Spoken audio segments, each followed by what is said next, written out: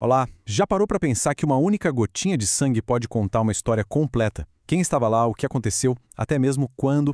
Bom, é exatamente sobre isso que vamos conversar. A gente vai mergulhar na hematologia forense, a ciência que consegue dar voz a esses vestígios tão silenciosos e que os transformam em provas, provas que simplesmente não dá para contestar. E tudo, absolutamente tudo, começa com essa pergunta. Imagina a cena de um crime, aquela mancha avermelhada no chão. Para um perito, aquilo não é uma certeza, de jeito nenhum. É um desafio. É um grande ponto de interrogação que precisa de uma resposta. E essa resposta tem que vir da ciência, do método. E a primeira corrida do perito é sempre contra o relógio. O tempo que passa entre o crime e a coleta daquele vestígio é crucial. Porque a qualidade da informação biológica, ela vai se degradando, sabe? A cada hora que passa, um pouco da história se perde. Olha só este gráfico. Ele mostra um princípio que vale para qualquer vestígio biológico. Existe uma janela de detecção que é ideal. Se a coleta for feita dentro dessa janela, as chances de uma análise de DNA dar certo são altíssimas.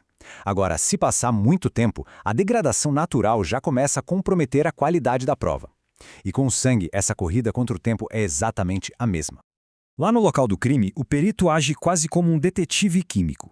A primeiríssima etapa é a triagem, que é feita com uns testes bem rápidos para achar as primeiras pistas e decidir o que realmente vale a pena levar para o laboratório para uma análise mais, digamos, profunda. E aqui entram os testes presuntivos. Para entender fácil, dá para pensar neles como se fossem um alarme de fumaça. Eles são extremamente sensíveis, então disparam com qualquer indício. Se o teste der negativo, ótimo, a gente já descarta que seja sangue.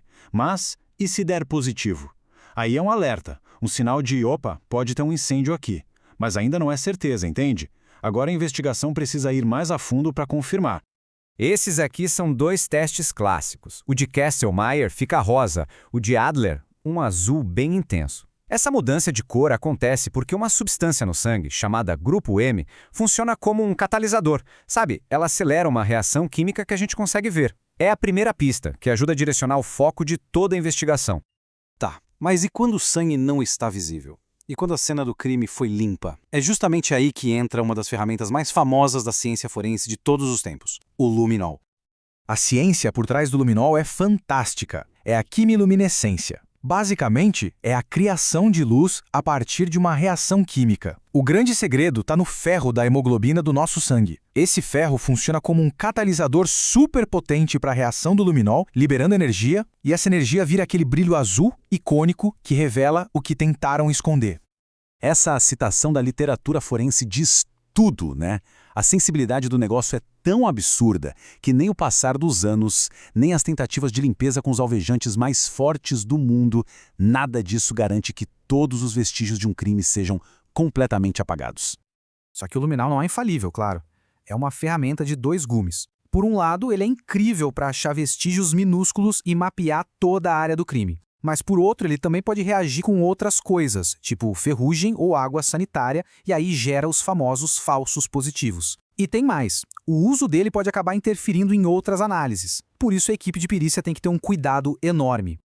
Então, resumindo a história até aqui, os testes de campo eles apontam a direção. Eles basicamente dizem, ei, investiga aqui. Mas a confirmação mesmo, aquela prova com 100% de certeza, só vem da análise detalhada, minuciosa lá dentro do laboratório. E é para lá que a gente vai agora, para o ambiente controlado do laboratório, onde a simples suspeita se transforma em certeza científica. No laboratório, o que se busca são as provas de certeza. O objetivo aqui é um só: provar, sem deixar nenhuma sombra de dúvida, que aquela amostra é sangue. E como isso é feito? Forçando a formação de cristais a partir de componentes da hemoglobina. Isso cria uma espécie de assinatura visual que não tem como confundir. O teste de Teichmann é um método clássico, super elegante. Seguindo esses passos com precisão, se a amostra for mesmo de sangue, o perito vai ver no microscópio a formação desses cristalzinhos de hemina com uma cor e uma forma que são únicas. É a confirmação visual definitiva. A dúvida acaba ali. A amostra é, de fato, sangue.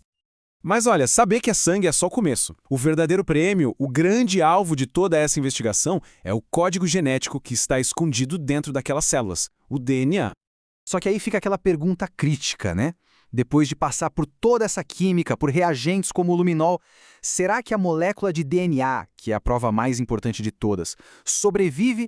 A informação genética ainda está lá, intacta? E a resposta, que se baseia em inúmeros estudos científicos, é sim. Pode parecer estranho, porque os reagentes químicos são agressivos, mas a dupla hélice do DNA é uma molécula bem robusta. A estrutura fundamental dela não é destruída.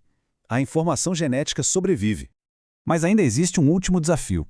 Para analisar o DNA, primeiro é preciso fazer milhões de cópias dele, num processo chamado PCR. Pensa que é tipo uma fotocopiadora genética.